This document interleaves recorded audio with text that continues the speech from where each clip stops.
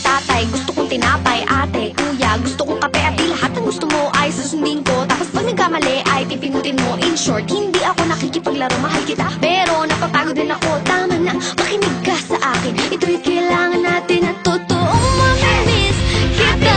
Pero sa akin mas mahalaga ang hindi na tayo muling magkakasakitan.